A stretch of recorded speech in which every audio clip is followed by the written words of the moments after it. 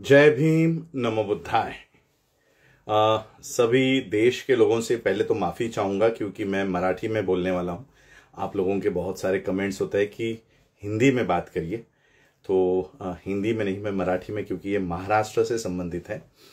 मी सर्व माझ्या मातांना, बंधूंना आणि भगिनींना राजरत्न आंबेडकर सन्मानाचा जय भीम। आज मी एक खुलासा करण्यासाठी हा व्हिडिओ तयार करतोय। 20 जुलै 2024 ला आम्ही यशवंतराव चव्हाण प्रतिष्ठान नरीमन पॉइंट मुंबई या ठिकाणी बाबासाहेब आंबेडकरांनी स्थापन केलेल्या बहिष्कृत हितकारिणी सभा या या संस्थेला 100 वर्ष पूर्ण होत असताना या संस्थेचा शतकोत्तर कार्यक्रम आम्ही तो आयोजित केला होता। आणि त्या कार्यक्रमातूनच असं ठरलं की येणाऱ्या ज्या विधानसभा आहेत त्या आपण कंटेस्ट केल्या पाहिजेत आणि बाबासाहेबांचा रिपब्लिकन पक्ष किंवा रिपब्लिकन मूवमेंट ही पुन्हा जिवंत केली पाहिजे। आणि त्या अनुषंगानं मी त्या ठिकाणी जनतेला किंवा सगळ्यांना मी आश्वासन दिलं की 20 जुलै ते 30 सप्टेंबर पर्यंत आम्ही संपूर्ण महाराष्ट्राचा दौरा करू आणि त्यानंतर आम्ही 30 सप्टेंबर 1956 ला बाबासाहेब आंबेडकरांनी ज्या रिपब्लिकन पार्टी ऑफ इंडियाची घोषणा केली होती तो आरपीआय पुन्हा जिवंत करू। अशा पद्धतीने आम्ही ते कामही केलं। आणि येणाऱ्या विधानसभा या 2024च्या कशा लढता येतील, त्याच्यामध्ये आपली ताकद कुठे आहे, काय आहे, वंचितला डिस्टर्ब न करता आपण कशा पद्धतीने पुढे जाऊ शकू, आपले प्रतिनिधी महाराष्ट्राच्या विधानसभेमध्ये आपण कसे पाठवू शकू, यासाठी संपूर्ण अभ्यास करून, तयारी करून, लोकांमध्ये जाऊन, मतदारसंघ पिंजून, मतदारसंघ बांधून आम्ही ती काम केले। त्यानंतर सगळे जे सेक्युलर विचारधारेचे लोक आहेत, सेक्युलर विचारधारेचे जे पक्ष आहेत, त्यांच्यासोबत आपली रस्सीखेच होऊ नये, त्यांचे उमेदवार आपल्याकडनं पाडले जाऊ नये, आपले उमेदवार त्यांनी पाडू नये आणि बीजेपीला रोखण्यासाठी या मनुस्मृतीच्या विचारधारेवर असणारे जे कोणते पक्ष आहेत या सगळ्या पक्षांना रोखण्यासाठी आपण एक संघ कसं लढू, अशाही पद्धतीने आमच्या बैठका झाल्या। माझी बैठक स्वतः रोहित पवार यांच्यासोबत झाली, माझी बैठक काँग्रेसच्या वरिष्ठ लोकांसोबत झाली, माझ्या अनेक इवन उभाटाच्याही लोकांसोबत माझ्या बैठका झाल्या। आणि त्यानंतर आमच्या अशा लक्षात आलं की वंचितची जी सगळ्यात संख्येने दुसऱ्या महाराष्ट्रामध्ये दुसऱ्या किंवा तिसऱ्या नंबरवर राहिलेली सीट आहे ती यावेळेस ते कंटेस्ट करत नाहीयेत किंवा त्यांनी जो उमेदवार आहे तो बदललेला आहे आणि त्यामुळे ती सीट कुठेतरी त्यांचाही पाठिंबा मिळावा अशा पद्धतीने आम्ही ती कामाला सुरुवात केली।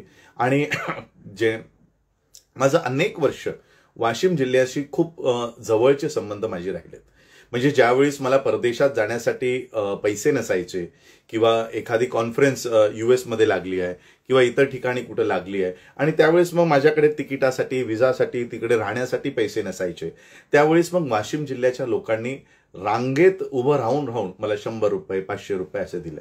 संपूर्ण वाशिम जिल्ह्यामध्ये मला आठवतंय बँकेचा एक कार्यक्रम आम्ही घेतला होता, त्या बँकेच्या कार्यक्रमामध्ये त्या 2610 रुपयाचा शेअर घेता यावा म्हणून एका वृद्ध आजोबांनी त्यांच्या 3 बकऱ्या विकून आमचे हे शेअर्स घेतले होते। म्हणजे एवढं जवळीक मला या जिल्ह्यातून प्रेम मिळालं। त्यानंतर सगळ्यात जास्त स्ट्रॉंग कार्यकारिणी आमची याच जिल्ह्यामध्ये आहे। आमचे विकी भाऊ आहेत, त्यानंतर सिद्धार्थ गायकवाड आहेत, अशी खूप चांगली टीम माझ्याकडे या जिल्ह्यामध्ये आहे। आणि त्यामुळे आम्ही विचार केला की इतर कुठेही जाण्याऐवजी जिथे आपली ताकद आहे आपण तिथून प्रवेश करूया किंवा तिथून विधानसभेमध्ये आपण जाण्याची तयारी सुरू करूया। आणि या अनुषंगाने मी रोहित दादांशी भेटलो, मी काँग्रेसचे वरिष्ठ जे आहेत सगळ्यांशी मी त्यांच्यासोबत भेटलो, माझ्याकडे सगळ्यांसोबतचे असलेले फोटोही आहेत। इवन आम्ही उभाटाच्याही लोकांना आम्ही भेटलो।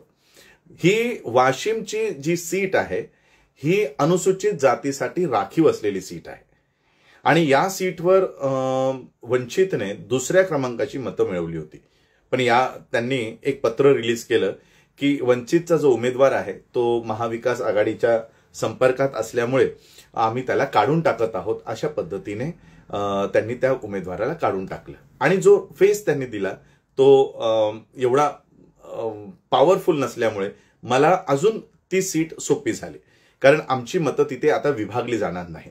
आणि आमची मतं विभागू नये म्हणून कारण ही पारंपरिक सीट म्हणजे वर्षानुवर्ष या सीटला INC म्हणजे इंडियन नॅशनल काँग्रेस पार्टी या सीटवर दावा ठेवते.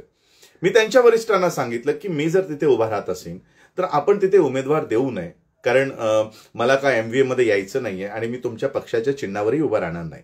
आम्ही राहू तर बाबासाहेब आंबेडकरांच्या रिपब्लिकन पार्टीमधनं आणि नसेल तर आम्ही अपक्ष राहू, पण तुम्ही तिथे त्या ठिकाणी तुमचा उमेदवार देऊ नये असं आम्ही त्यांना कन्व्हिन्स केलं. पारंपरिक सीट काँग्रेसची आहे. काँग्रेसने सांगितलं की आंबेडकर परिवारातला एक सेक्युलरवादी विचारधारेचा जर व्यक्ती विधानसभेमध्ये येत असेल तर आम्ही त्या ठिकाणी उमेदवार देणार नाही. हे वाशिमच्या सीटसाठी काँग्रेसने आम्हाला तो शब्द दिला. त्यानंतर हाच शब्द रोहित दादांनी दिला की तुमच्यासारखा व्यक्ती हा माझ्यासोबत विधानसभेमध्ये असला पाहिजे आणि तुमची भाषणं आम्ही ऐकत असतो, ही भाषणं विधानसभेमध्ये गाजली पाहिजेत, याकरिता आम्हीही तुम्हाला सपोर्ट करू. आणि हीच गोष्ट उभाटाच्याही लोकांनी सांगितली आणि त्यांनी ही सीटवर माझ्या विरोधात कोणताही उमेदवार देणार नाही असं त्या पद्धतीने कबूलही केलं. आता काल मला यादी जाहीर झाली, आपण सगळ्यांनी टीव्हीवर बघतोय, उभाटाची यादी जाहीर झाली. बघा, ही सीट काँग्रेसची. काँग्रेसने सांगितलं की आंबेडकर परिवारातला एक तरुण येत असेल, राजकारणात येत असेल तर त्याचं स्वागत आहे, सेक्युलर विचारधारेचा आहे, त्यामुळे आम्ही त्या ठिकाणी कॅन्डिडेट उभा करणार नाही. त्यांनी मोठं मन दाखवून ही जी सीट आहे ती माझ्यासाठी सोडली. रोहित दादानेही त्याच्यावर दावा केला नाही. आणि आता त्या ठिकाणी उभाटाने जो उमेदवार वंचितचा होता तो उमेदवार वंचितचा त्यांच्या पक्षात घेऊन त्यांनी माझ्या विरोधात उभा केलाय. म्हणजे हे सांगण्याचं कारण, राजकारण आहे, पक्ष आहे, डेमोक्रेसी आहे, त्यामुळे कोणीही उभं राहू शकतं. पण हे सांगण्याचं कारण हे आहे की उद्धव ठाकरेचं बाबासाहेब आंबेडकरांवरचं जे बेगडी प्रेम आहे ना, ते या ठिकाणाहून जाहीर होतं. उगाच नाही बाळासाहेब आंबेडकरांनी उद्धव ठाकरेंच्या विरोधात स्टँड घेतला. आणि ही गोष्ट मी तुम्हाला लोकांना एक पुरावा म्हणून सांगायचा प्रयत्न करतोय. मी तिथून लढणार की नाही लढणार ही जनता त्या ठिकाणी ठरवेल, माझी कार्यकारिणी त्या ठिकाणी ठरवेल. पण ही गोष्ट, अंतर्गत गोष्ट बऱ्याच लोकांना माहित नसेल. वाशिमच्या प्रत्येक मतदाराला हे माहित असेल की आमच्या सीटवर तर काँग्रेस लढते. मग काँग्रेस न लढता यावेळेस उद्धव बाळासाहेब ठाकरे लढतायत. आणि तेही बघा, आज किती मोठी शोकांतिका उद्धव ठाकरेवर आली आहे की त्यांच्याकडे एकही उमेदवार त्यांच्या पक्षाचा नाही. म्हणजे हा जो उमेदवार त्यांच्याकडे आलाय, हा उमेदवार त्यांच्या पक्षाचा अजून सदस्यही नाही. त्याच्याकडे सदस्याचा फॉर्मही त्याने भरला नसेल, पण त्याला AB फॉर्म मात्र शिवसेनेने दिलाय, उभाटाने दिलाय. का तर आंबेडकर परिवारातला सदस्य विधानसभेत येऊ नये म्हणून. बघा किती मोठी शोकांतिका या ठिकाणी आहे. राजकारण जे आपण म्हणतो ते किती खालच्या स्तरावरचं आहे, किती खालच्या स्तरावरचं आहे. याच संजय राऊतानं एक स्टेटमेंट दिलेलं आहे की आम्हाला माहित होतं की बाळासाहेब आंबेडकर आमच्यासोबत येणार नाहीत, पण आम्ही त्यांना टप्प्याटप्प्यानं एक्सपोज करायला त्यांच्यासोबत बैठका घेत होतो, त्यांना आम्ही एक्सपोज करत होतो. हे अशा पद्धतीचं उद्धव बाळासाहेब ठाकरेंचं हे काम सुरू आहे. मी काँग्रेसचे आभार मानेन की त्यांनी त्यांची सीट, त्यांनी ज्या पद्धतीने मला सांगितलं होतं की तुमच्या विरोधात आम्ही उभं करणार नाही, कॅन्डिडेट उभा करणार नाही, त्यांनी त्यांचा शब्द पाळला. रोहित दादानेही त्यांनी त्यांचा शब्द पाळला. केवळ उद्धव ठाकरेंनी, आणि तेही त्यांना आयात करावं लागतोय. कालपासून मीडियावर एक बातमी सुरू आहे की उद्धव ठाकरेने पैसे घेऊन सीटा विकलेल्या आहेत. ही त्यातली प्रथम क्रमांकाची सीट जी उद्धव ठाकरेंनी विकलेली आहे. विकली नसती तर त्यांच्या पक्षाचा उमेदवार त्यांनी तिथे दिला असता, पण त्यांनी वंचितचा उमेदवार त्यांच्या पक्षात घेऊन तिथे उभा केलाय. आता माझा एक साधा आणि सोपा प्रश्न वाशिमच्या मतदारांना आहे. वाशिम हा मतदारसंघ अनुसूचित जातीसाठी राखीव आहे. काय उद्धव बाळासाहेब ठाकरे शिवसेना हा पक्ष अनुसूचित जातीच्या लोकांचा पक्ष आहे? ही सीट कुणासाठी राखीव आहे, पक्षासाठी की अनुसूचित जातीसाठी? आपण काय बघतो, Washim bracket SC, Washim bracket Shiv Sena नाही म्हणत, वाशिम ब्रॅकेट INC नाही म्हणत, वाशिम ब्रॅकेट NCP नाही म्हणत, वाशिम ब्रॅकेट SC.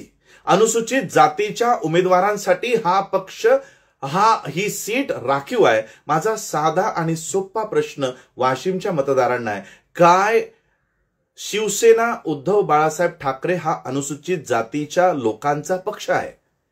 क्या उद्धव ठाकरेंना या जागेवर त्यांचा उमेदवार दिला हवा होता? आणि एक प्रश्न माझा मुसलमानांना आहे, वाशिमच्या मुस्लिम मतदारांना आहे.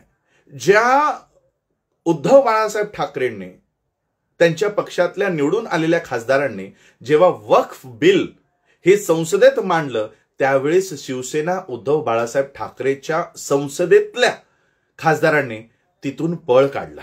का या प्रश्नाला, क्या या कायद्याला बनत असताना आम्ही विरोध करू शकणार नाही म्हणून ते पळून गेले.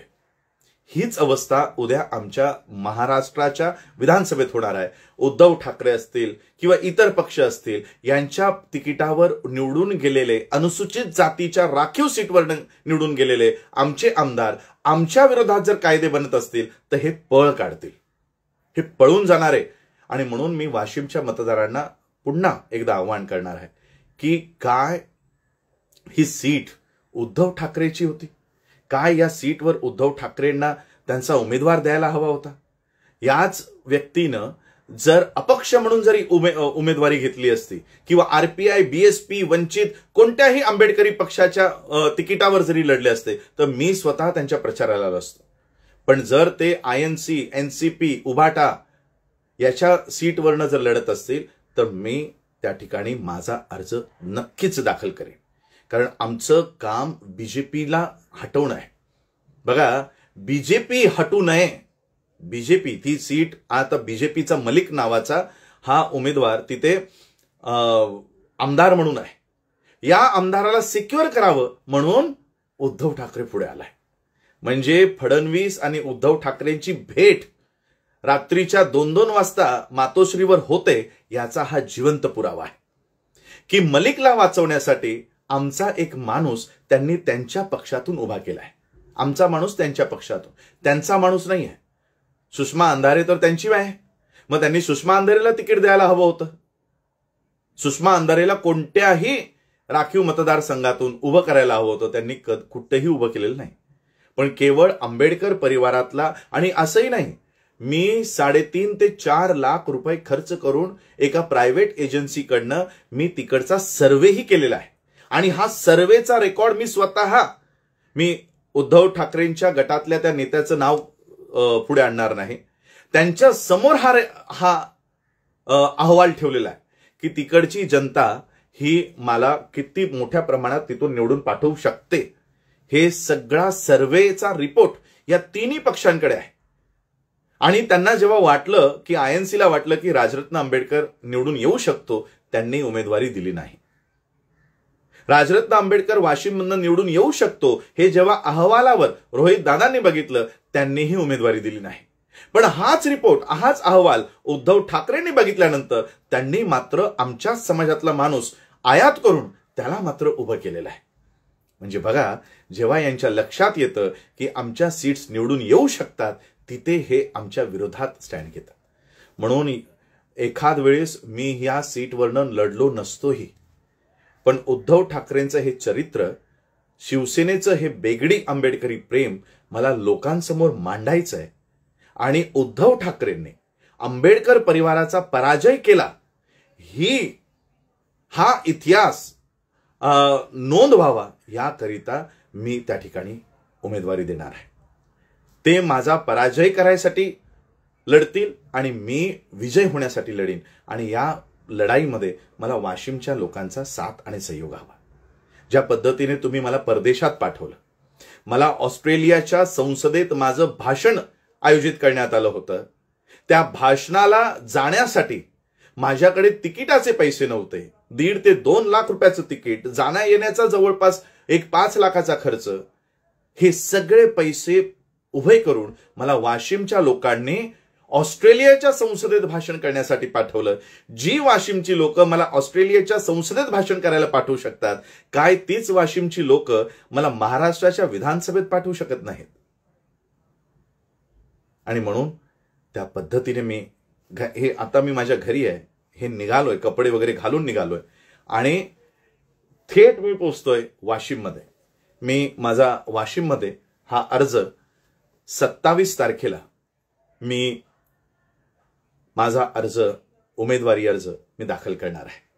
वाशिमच्या प्रत्येक आया बहिणींनी, मातांनी, माझ्या युवा कार्यकर्त्यांनी जो साथ आणि सहयोग त्यावेळेस दिला, तो साथ आणि सहयोग मला या 1 महिन्यामध्ये द्या. 30 दिवस राहिलेले आहेत, 30ही दिवस राहिलेले नाही. आणि प्रत्येक गावागावामध्ये जाऊन आम्ही या मतांसाठी या पद्धतीने विधानसभेत आमचा खरा आवाज गेला पाहिजे. मी मुसलमानांनाही सांगेन, मुस्लिम दुसऱ्या किंवा तिसऱ्या क्रमांकावर आहे. नोमानी साहेबांचं स्वतः नोमानी साहेब त्या ठिकाणी येणार आहेत आणि त्या पद्धतीने आम्ही या महाराष्ट्राच्या विधानसभेत जाण्याची तयारी करतो. बस एवढंच सांगण्यासाठी बोलण्याऐवजी उद्धव ठाकरेंना एक्सपोज करण्यासाठी मी हा व्हिडिओ तयार केलेला आहे. उद्धव फडणवीस हे वेगवेगळे नाही, एकच आहेत. थँक्यू. जय भीम. नमो बुद्धाय.